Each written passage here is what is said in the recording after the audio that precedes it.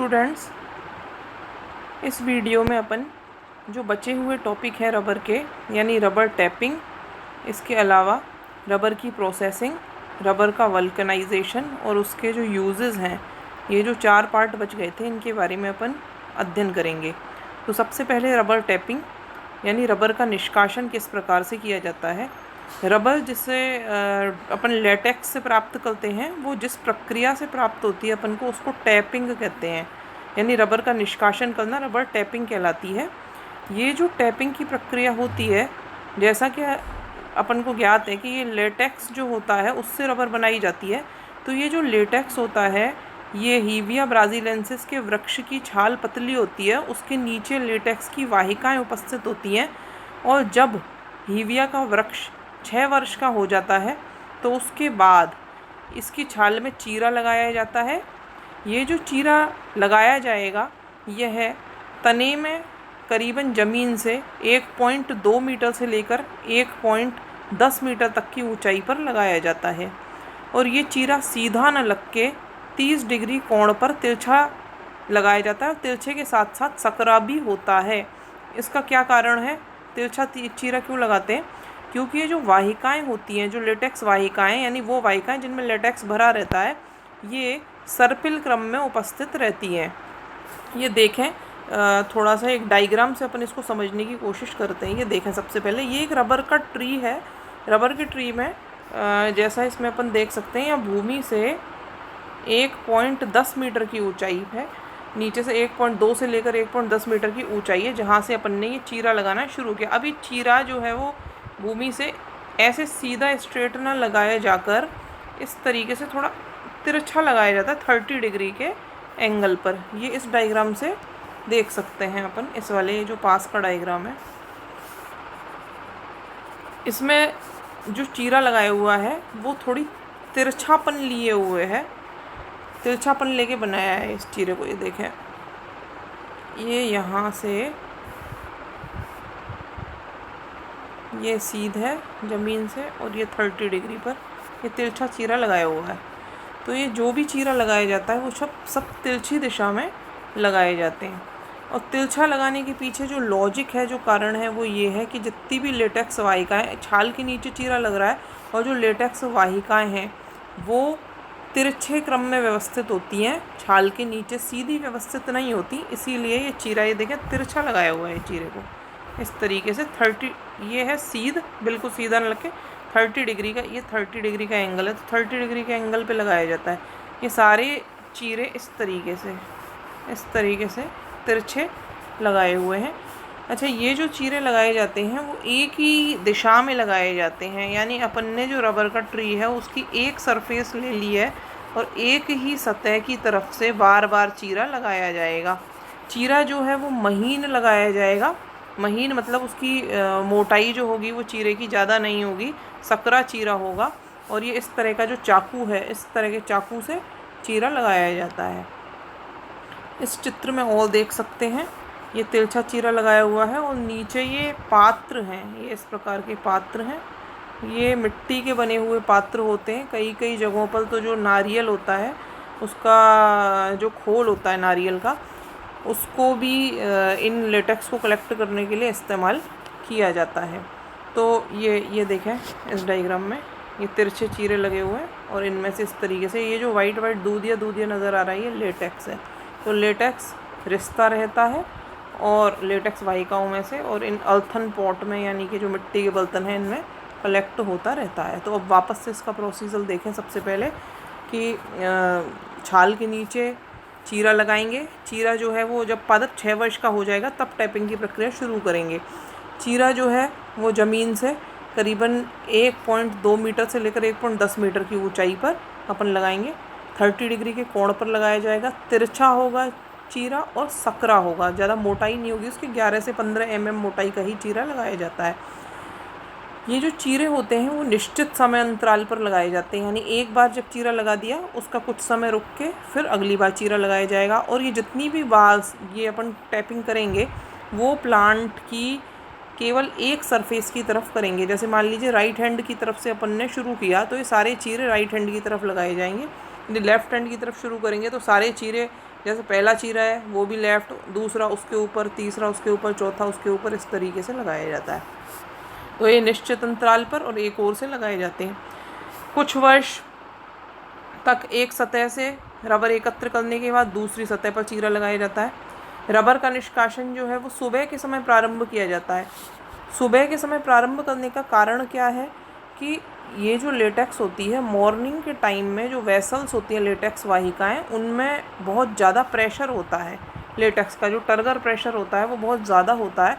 तो जैसे ही आप चीरा लगाएंगे तो प्रेशर से जो लेटेक्स होगा वो बाहर निकलेगा और बर्तनों में एकत्रित हो जाएगा। तो ये प्रक्रिया सुबह के समय में की जाती है।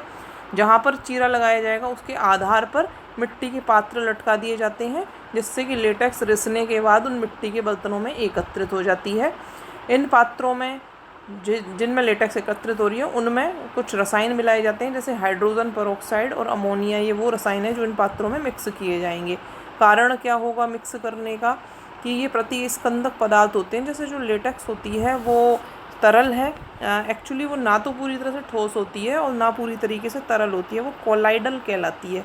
कोलाइड क्या चीज़ है? जो ठोस और तरल के मध्य की कड़ी है वो कोलाइड कहलाती है। तो वो मतलब एक जेल जैसा फॉर्म होता है, ना पूरी तरह से ठोस ना पूरी तरह से तरल। तो वो इस तरीके का लेटेक्स है, तो उसमें वो जम जाता है। निकलने के बाद थोड़ी देर यदि अपन उसको ऐसा ही छोड़ दें तो वो जमकर हार्ड हो जाएगी, ठोस हो जाएगी, क्योंकि अपन उसको आगे चल के उससे प्रोसेसिंग करके रबर की शीट्स बनानी है। तो क्योंकि ये जमे नहीं, इससे पहले की प्रोसेसिंग की प्रक्रिया हो तब तक वो जमे नहीं, इसलिए इन पात्रों में हाइड्रोजन पेरोक्साइड और अमोनिया नाम के रसायन मिलाए जाते हैं जो प्रतिस्कंदक स्कंदक की तरह कार्य करते हैं और इस लेटेक्स को जमने से रोकेंगे। सुबह के समय में चीरा लगा दिया है, धीरे धीरे लेटेक्स एकत्रित होती रहेगी और जब दोपहर का समय आएगा, दोपहर आते आते ये जो वाहिकाएं होती हैं, जो लेटेक्स वेसल्स हैं, उनमें लेटेक्स का प्रवाह धीरे धीरे कम होगा और अंत में फिर समाप्त हो जाता है। तो स्वतः ही लेटेक्स एकत्रित होना बंद हो जाता है उसमें से। ये जो लेटेक्स है उसके निकलने के बाद अपन ने एक साइड से 2, 3, 5, 6, 7 बार चीरा लगा दिया है, लेटेक्स एकत्रित कर लिया। उसके बाद वृक्ष को कुछ समय के लिए वैसा ही छोड़ दिया जाता है। छोड़ने से क्या फ़ायदा होगा कि जो डैमेज हुआ है, जो इंजरी हुई है, उसकी छाल के नीचे आपने चीरा लगाया है तो उसको जो क्षति पहुंच गई है, तो जब आप उसे छोड़ देंगे, उसी तरह से डिस्टर्ब नहीं करेंगे, तो वापस से छाल, नई छाल बन जाएगी और वो चीरे वाला स्थान जो होगा स्वतः ही ढक जाएगा। जैसे कहीं अपने घाव लग जाता है, कोई चोट लग जाती है, घाव हो जाता है, तो फिर कुछ समय अपन छोड़ देते हैं, स्वतः ही धीरे धीरे घाव भर जाता है। तो उसी तरीके की प्रक्रिया इसमें पाई जाती है। तो आपने एक तरफ से ये रबर टैपिंग कर ली और रबर एकत्रित कर ली, फिर दूसरी जो सतह होती है वहाँ से एकत्रित किया जाएगा और इस तरीके से रबर टैपिंग की प्रक्रिया एक ही वृक्ष से वर्षों तक चलती रहेगी। जैसे राइट हैंड की तरफ से एक बार टैपिंग की, 2 बार, 3 बार, इस तरीके से कई बार राइट हैंड की सरफेस पे कर ली, फिर पीछे की सरफेस पे कर ली, फिर लेफ़्ट की तरफ कर ली, फिर फ्रंट की तरफ कर ली। तो ये प्रोसेस इस तरह से चलता रहेगा। देखें ज़रा, थोड़ा सा इस डायग्राम से समझने की कोशिश करें। ये वो चाकू है, इस तरीके का हथियार है जिसकी मदद से ये चीरा लगाए जाते हैं। इसमें तिरछे ये जो अर्धन पॉट है, यानी मिट्टी के बर्तन होते हैं, जिनमें ये वाइट जो दिख रहा है ये लेटेक्स है। ये लेटेक्स है जो वाइट नज़र आ रहा है। तो ये लेटेक्स एकत्रित होता है इन बर्तनों में। इसके अलावा ये लेटेक्स एकत्रित हो रहा है। ये अपन ने बारी बारी चीरा लगाए, जैसे एक ये सकरा चीरा, ये नाली जैसी जो बनी दिख रही है जिसमें से ये लेटेक्स निकल रहा है, ये वाली जो है ये एक चीरा है। उसके बाद ये दूसरा चीरा, ये तीसरा, इस तरीके से चौथा, ये सब तिरछे लगाए हुए हैं, 5वां, 6वां, 7वां एंड सो ऑन। तो ये प्रोसीजर चलती रहती है। इसके बाद आगे देखते हैं। नेक्स्ट, ये जो लेटेक्स है उसको मिट्टी के बर्तनों में से उठाकर ये जो बड़ा सा बर्तन है वेसल, इसमें एकत्रित कर लिया जाता है। इस तरह से इकट्ठा कर लेते हैं। और ये जो डायग्राम है, इस डायग्राम से पता चलता है कि जितने भी ट्री हैं, ये वाला पेड़ देखें, ये देखें, ये देखो, ये जितने भी पेड़ हैं, इन सब में या इससे नेक्स्ट जो है, इन सब में एक तरफ से, यानी एक इसकी सतह है ये वाली, इस वाली सरफेस से ये जो रबर एक्सट्रैक्शन की प्रक्रिया है वो चल रही है। यानी एक बार में सारे वृक्षों की एक सतह जो है, जैसे आपने लेफ़्ट हैंड साइड ले ली, तो जितने भी वृक्ष उन सबकी लेफ़्ट हैंड की तरफ से ही अपन चीरे लगाते चले जाएंगे। और जब एक बार ही सारी प्रक्रिया हो जाएगी, फिर राइट हैंड की तरफ से दूसरी सतह लेंगे, फिर वहाँ से चीरा लगाना शुरू करेंगे। अब नेक्स्ट जो है, ये तो थी टैपिंग की प्रक्रिया। अब नेक्स्ट आता है संसाधन या प्रोसेसिंग। अब ये जो रबर जिसे आप कह रहे हो लेटेक्स जिसे आप कह रहे हैं, जो आपने कलेक्ट कर लिया, हल्के से पीले रंग का या सफ़ेद से रंग का होता है और कोलाइडल इमल्शन होता है। कोलाइडल का मतलब ना ठोस है ना फिर वो पूरी तरह से द्रव है, तो उसको कोलाइड कहेंगे। इसमें जो जल की मात्रा होती है 30 to 35% होती है। और रबर की गुणवत्ता या क्वालिटी को बनाए रखने के लिए अपन को क्या चाहिए कि ये जो आपने लेटेक्स एकत्रित किया है उसको सबसे पहले शुरू में भी कोशिश करें कि धूल व मिट्टी के कणों से बचाए रखें इसको। अब कुछ चरण हैं इसके, 5 चरण दे रखे हैं। इन 5 चरणों को बारी बारी से अपन देखते हैं कि कैसे प्रोसेसिंग होती है। तो सबसे पहला चरण है ये वाला। सबसे पहले तो क्या करते हैं कि जो वनों से रबर लाई गई है उसको छाना जाता है, क्योंकि कई बार मोटी अशुद्धियाँ होती हैं, जैसे छाल के टुकड़े हैं, पत्तियाँ हैं, वो सब भी उस लेटेक्स में खुली जगह पर लगा हुआ है वो बर्तन, तो हवा के माध्यम से पत्ती कोई गिर सकती है, छाल के टुकड़े गिर सकते हैं उसके अंदर, तो वो बड़ी बड़ी मोटी मोटी अशुद्धियाँ हैं। तो पहला जो काम होता है वो उन अशुद्धियों को छानना है। इस चित्र में देखेंगे आप, ये लाए हैं, यहाँ देखें, ये लाया गया है बाहर से और लाकर इस लेटेक्स को बर्तनों में रख दिया गया है। और बर्तनों में रखने के बाद इनको छानने की प्रक्रिया होगी। ये इस प्रकार से ये चलनियाँ हैं, इन चलनियों में छाना जा रहा है लेटेक्स को। इससे जो मोटी मोटी अशुद्धि होगी वो सारी मोटी अशुद्धियाँ छनकर अलग हो जाएंगी। ये था फर्स्ट स्टेप कि लेटेक्स को लाया गया और छान लिया गया, मोटी अशुद्धि दूर कर दी गई। सेकंड स्टेप जो है, लेटेक्स में उपस्थित जल की जो मात्रा होती है, अब सेकंड स्टेप में अपन उसको आर्द्रता मापी द्वारा नाप लेंगे और उसका स्टैंडर्डाइजेशन कर देंगे। स्टैंडर्डाइजेशन क्या होता है कि मान लीजिए लेटेक्स गाढ़ा है, उसमें पानी की मात्रा कम है तो पानी मिला दिया जाएगा। यदि पानी की मात्रा ज़्यादा है तो थोड़ा सा उसमें से पानी को घटा के या अपन थोड़ा सा उसको पानी जो है उसको निकाल के ड्राई कर लेंगे। तो स्टैंडर्डाइजेशन का मतलब होता है कि जितनी मात्रा जल की चाहिए उतनी जल की मात्रा उसको फिक्स रखी जाती है, तो कम या ज़्यादा कर लिया जाएगा। थर्ड स्टेप जो होगा वो है लेटेक्स को बड़े बड़े पात्रों में डालकर, अब जब जल की मात्रा अपन ने फिक्स कर लिया उसके बाद लेटेक्स को बड़े बर्तनों में डालकर फॉर्मिक और एसिटिक एसिड जो होते हैं उनको मिलाकर स्कंदित कर लिया जाता है। स्कंदित मतलब कोगुलेशन, जैसे दूध होता है, दूध को भी कई बार अपन उबालते हैं, उसमें नींबू डाल देते हैं तो दूध फट जाता है, तो उसका जो ठोस ठोस सा भाग होता है वो अलग हो जाता है और उसका जो जल या तरल भाग होता है वो नीचे अलग हो जाता है, तो ये स्कंदन की प्रक्रिया कहलाती है। तो ठीक ऐसा ही रबर के केस में भी होता है कि पहले अपन ने उसमें से बड़ी अशुद्धियों को छान लिया है, उसके बाद स्टैंडर्डाइजेशन कर लिया है। अब इसमें फॉर्मिक और एसिटिक एसिडों को मिला दिया जाएगा और इसको कोगुलेट कर दिया जाएगा। जैसे वो फटा हुआ दूध होता है उस तरीके से वो जो उसका ठोस भाग होता है उस तरीके का अपन को इसको बनाना है। तो और उसको जैसे दूध को भी फाड़ते हैं, नींबू डालते हैं तो उसको लगातार हिलाते रहते हैं, तो उसी तरीके से इसको भी लगातार अपन को चलाते रहना है। ये देखें ज़रा, ये वाला जो डायग्राम है उससे बेस्ट अपन को पता चलता है। ये इसमें डाल रहे हैं फॉर्मिक एसिड वगैरह और ये इसको हिला रहे हैं, तो हिलाने से इसका कोगुलेशन हो जाएगा। अब जब स्कंदन हो जाएगा तो स्कंदन होने के बाद रबड़ किस प्रकार की नज़र आएगी, ये देखो डायग्राम, ये इस तरीके की स्कंदित रबर प्राप्त हो जाती है। अब नेक्स्ट स्टेप क्या होगा, कोगुलेशन हो गया है। अब फोर्थ स्टेप जो आएगा कि स्कंदित रबर जो होती है, अब इसको पानी से धो लेंगे और फिर रोलर होते हैं, मशीन होती है विशेष प्रकार की जिन्हें रोलर कहते हैं, तो उनसे दबा दिया जाता है, तो दबा कर उनको निचोड़ देते हैं, तो जितने भी पानी होता है वो बाहर निकल जाता है। तो इस तरह से जो रबर प्राप्त होती है, या फिर आजकल मशीन चलित रोलर भी चलते हैं, तो मशीन चलित रोलरों में डाल देते हैं, इनको दबा दिया जाता है तो शीट बन जाती है। वो शीट किस तरीके से बनेंगी ये देखें ज़रा, ये चलाने के बाद ये स्कंदित है और ये देखिए ये शीट बनाई जा रही है, इस तरीके से उसको दबा के ऐसे शीट प्राप्त कर ली जाती है। या फिर ये रोलर हैं, ये मशीनें हैं, इन मशीनें में ऑटोमेटिकली दब के ये रबर की शीट बनती चली जा रही है। तो कोई भी विधि अपनाकर ये रबर की शीट्स प्राप्त कर ली जाती हैं। नेक्स्ट स्टेप क्या है इसकी प्रोसेसिंग का, कि ये जो शीट मिल गई हैं अब इनको सुखाया जाता है अगले चरण में। तो सुखाने के लिए या तो आप एयर में ड्राई कर सकते हैं या तो हवा में, जैसे रस्सी पर कपड़े सुखाए जाते हैं तो उस तरीके से, या तो इन शीटों को बाहर हवा में सुखा दिया जाता है जिससे कि हवा से सूखते हैं, या फिर इनको स्मोक चैम्बर्स होते हैं जो धूम कक्ष होते हैं, इन धूम कक्षों में रखा जाता है। तो इन कक्षों का जो खास बात ये होती है कि इनका टेम्परेचर 50 डिग्री से कम रहता है। यदि बहुत ज़्यादा 50 डिग्री से ऊपर तापमान होगा तो जो रबर होगी वो पिघलने लग जाएगी, थोड़ा सा उसकी जो एक्चुअलिटी होगी, ओरिजिनलिटी, वो लॉस्ट होने लग जाएगी। तो ऐसा ना हो इसके लिए 50 डिग्री सेंटीग्रेड से कम टेम्परेचर पर इनको सुखाया जाता है।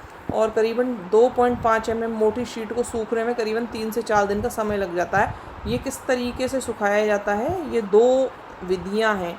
या तो ये फर्स्ट वाली जिसमें एयर ड्राई किया जा रहा है, इसमें तो नॉर्मल जैसे कपड़े सुखाते हैं उस तरीके से बाहर सुखा दिया जाएगा हवा में और एयर ड्राई कर लिया जाएगा। या फिर दूसरी विधि ये धूम कक्ष होते हैं, ये इस प्रकार के धूम कक्ष होते हैं, इनमें इनको रखकर और ये दरवाजे बंद कर दिए जाते हैं और वेपर्स के माध्यम से सुखाया जाएगा इनको।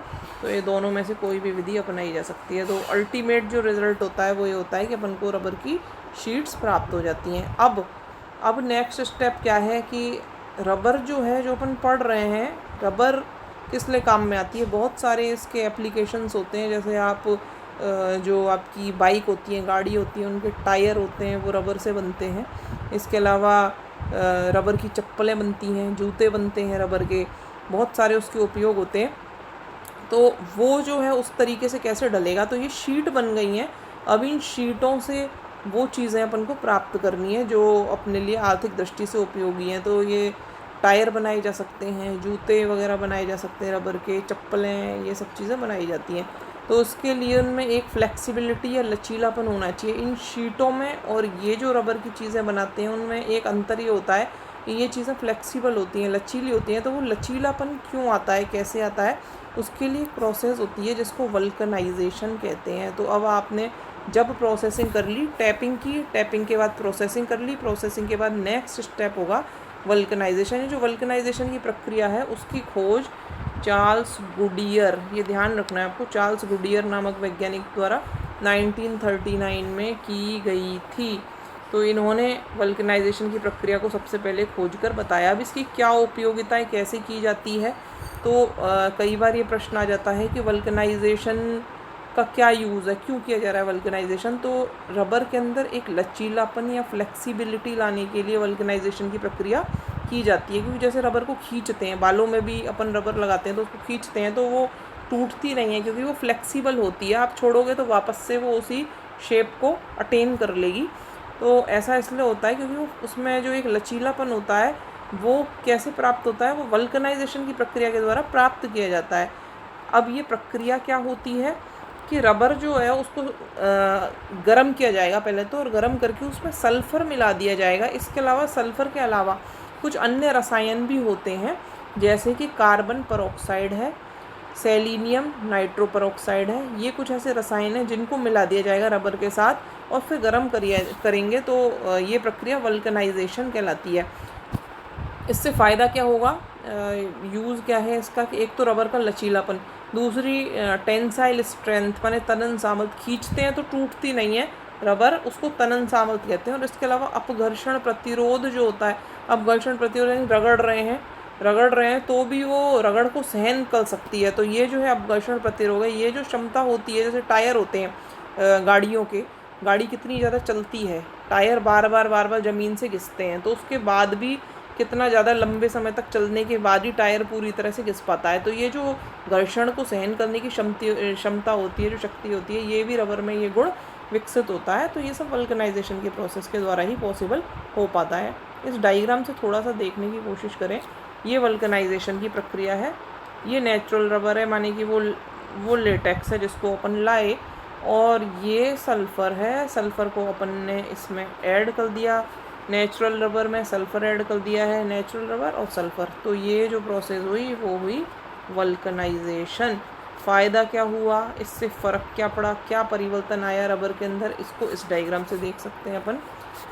यहाँ पर आप देखें, ये रबर तब थी जब अनवल्कनाइज्ड थी, ये लिखा हुआ अनवल्कनाइज्ड मतलब वल्कनाइजेशन की प्रक्रिया नहीं हुई है। उससे पहले क्या स्थिति है कि ये रबर के मॉलिक्यूल्स तो हैं इस तरीके से, ये सिंगल स्ट्रैंड्स हैं, इसकी लचीलापन नहीं है।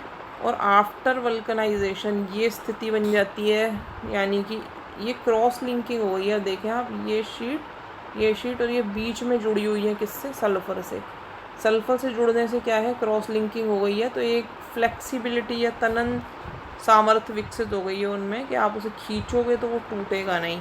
ये प्रोसेस जो है वल्कनाइजेशन कहलाता है। ये देखें इस डायग्राम में, ये तो अनवल्कनाइज्ड रबर है, ये सल्फ़र है। ये देखो यहाँ पे ये बना रखा है सल्फ़र, सल्फ़र को येलो से बताया हुआ है। ये जो रेड से है, ये रेड से ये हाइड्रोजन है, जहाँ जहाँ भी ये जो ब्लैक से बताई हुई है कार्बन है, ये जो येलो से बताई हुई है वो सल्फ़र है। तो शुरू वाले डायग्राम में येलो वाला नहीं है, ये येलो वाला आपने ऐड किया है इसमें, ये आपने ऐड किया। तो ऐड होने के बाद में सल्फ़र ऐड करने के बाद वल्कनाइजेशन होने के बाद ये वाली स्थिति बनी। क्या स्थिति बनती है? ये बीच बीच में इसमें ये जो सल्फ़र आ गई है, ये देखो ये क्रॉस लिंकिंग हो गई है। क्रॉस लिंकिंग होने से इसकी फ्लेक्सिबिलिटी बढ़ जाती है। तो ये वल्कनाइजेशन का महत्व है। नेक्स्ट जो है वो यूजेस हैं। जो लास्ट एंड फाइनल चीज़ जो है वो उसके उपयोग हैं, क्योंकि आर्थिक वनस्पति पढ़ रहे हैं तो उसका उपयोग जानना बहुत आवश्यक है।